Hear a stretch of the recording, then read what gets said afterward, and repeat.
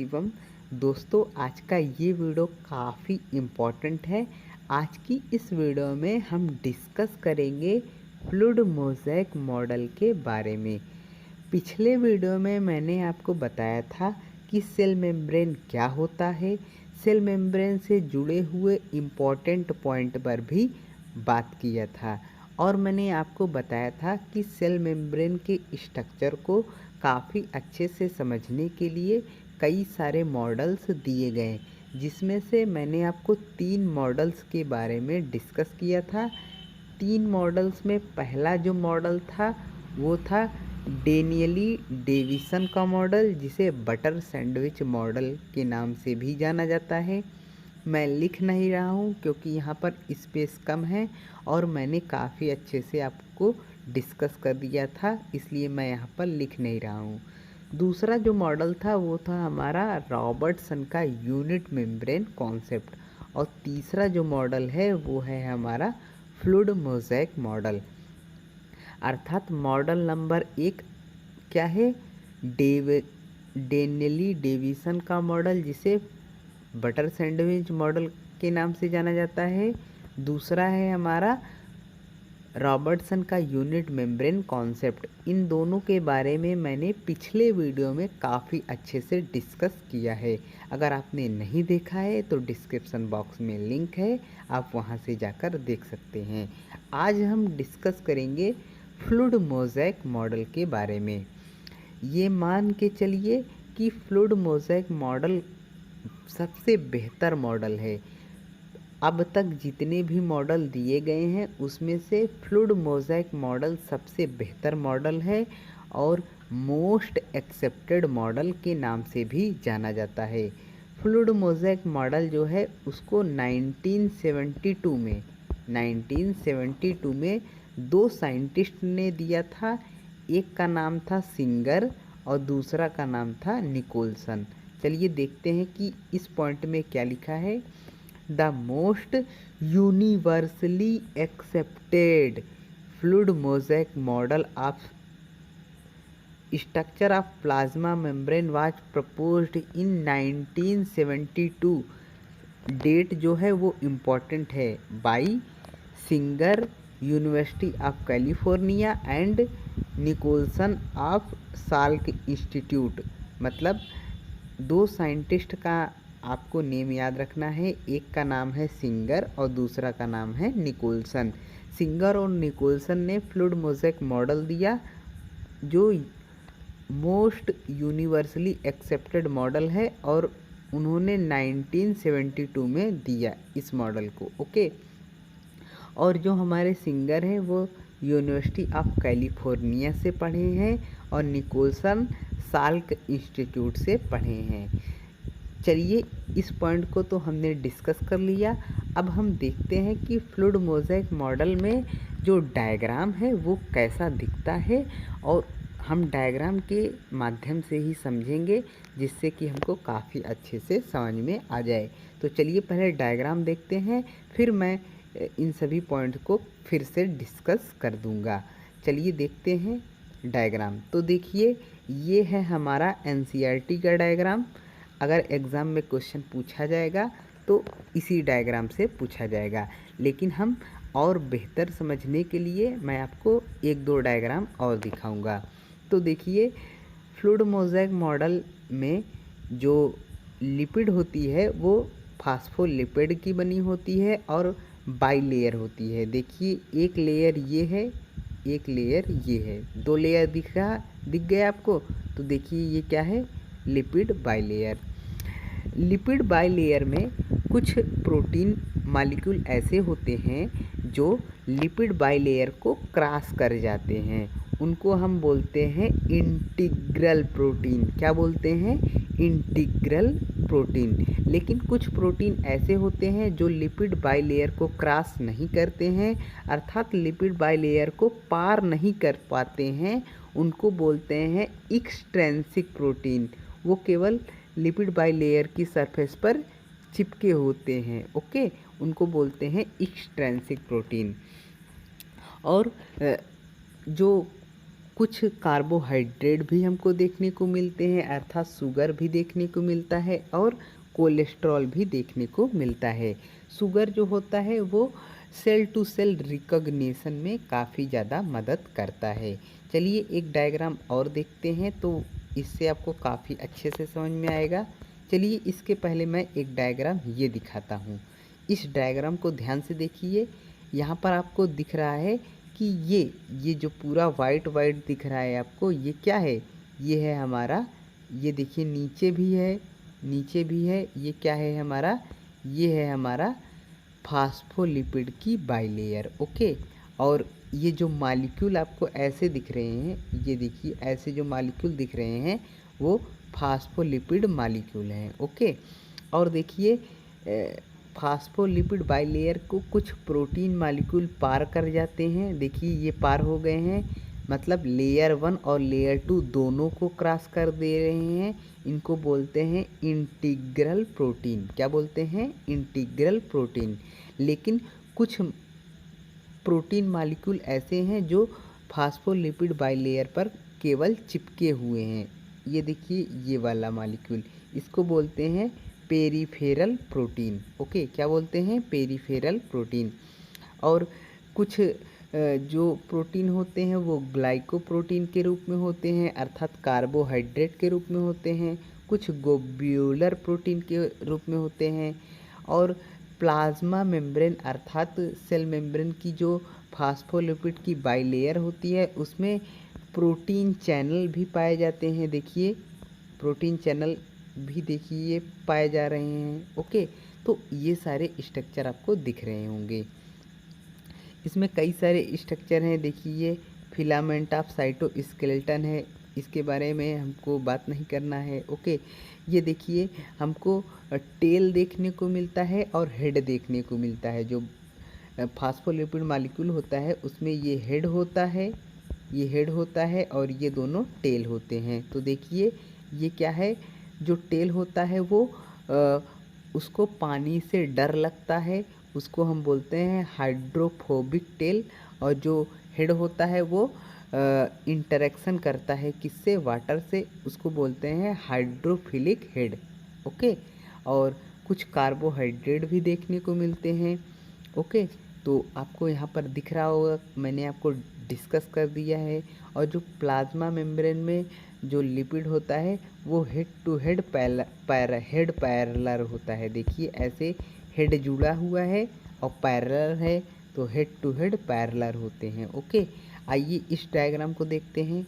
ये डायग्राम देखिए, यहाँ पर ये क्या है? ये है हमारा फास्फोलिपिड की बाइलेयर। ओके, और यहाँ पर देखिए ये क्या है? ये प्रोटीन है, ये भी हमारा प्रोटीन है, लेकिन ये कैरियर प्रोटीन है, मतलब इसके माध्यम से कोई भी मटेरियल सेल मेम्ब्रेन के अंदर आएगा। ओके, मैं थोड़ा सा इसको सही करता हूँ। क्या हो गया?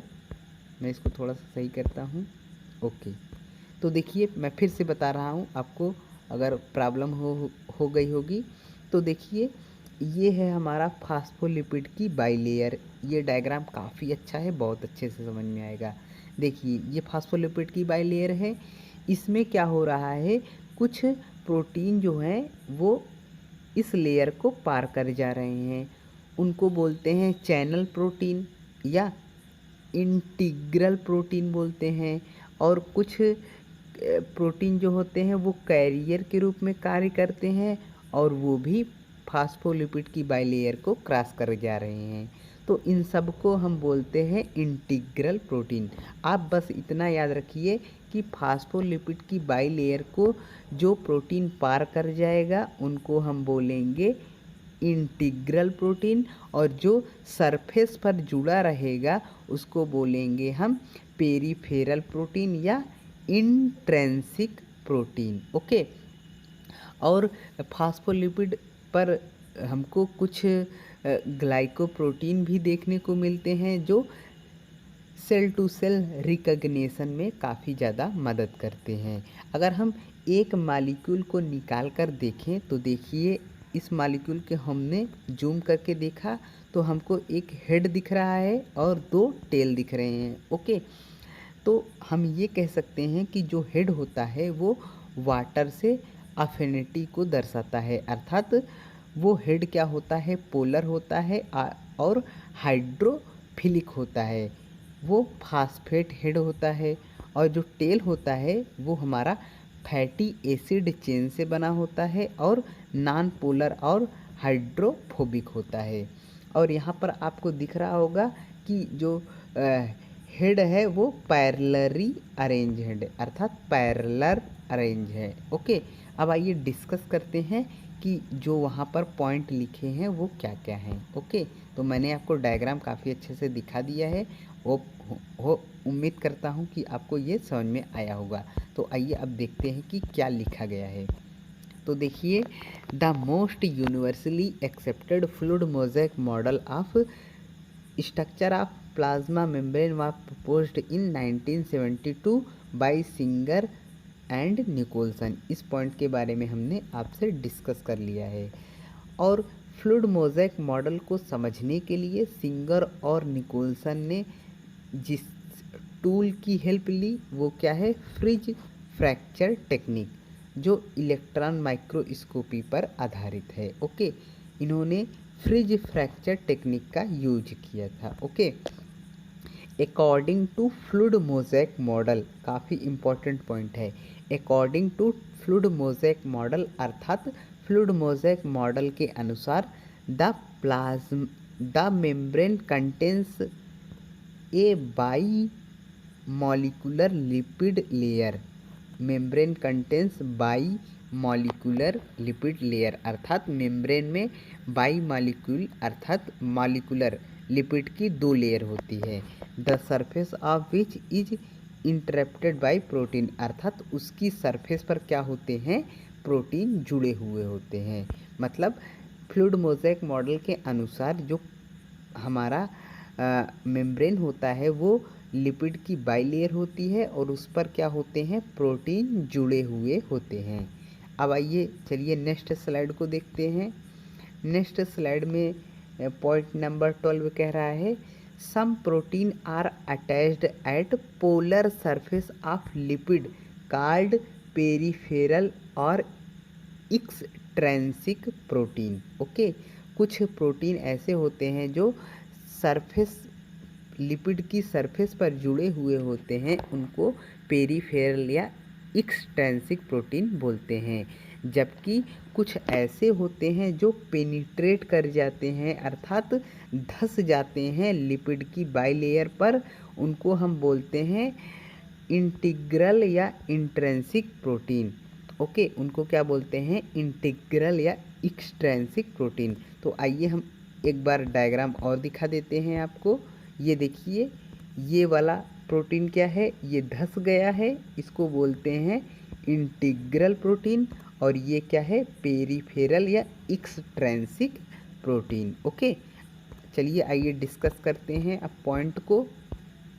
तो ये पॉइंट मैंने आपको समझा दिया है। Okay, the protein on the outside में bear chain of sugar forming glycoprotein. मतलब कुछ शुगर के चेन होते हैं जो ग्लाइकोप्रोटीन बनाते हैं। Okay, the sugar chain are believed to be involved in variety of physiological phenomena including the adhesion of cell to their near bonds. मतलब जो हमारा शुगर चेन होता है वो आसपास की सेल को रिकग्निशन में और फिजियोलॉजिकल फिनोमिना में पहचानने में मदद करता है। Membrane lipid is primarily phospholipid. Membrane की जो लिपिड होती है वो मुख्यतः फास्फोलिपिड होती है, लेकिन कुछ सम क्वांटिटीज़ में न्यूट्रल लिपिड में भी आल्सो प्रेजेंट, कुछ अमाउंट में न्यूट्रल लिपिड भी प्रेजेंट होते हैं। Okay, some of the lipid at the outer surface is complexed with carbohydrate form glycolipid.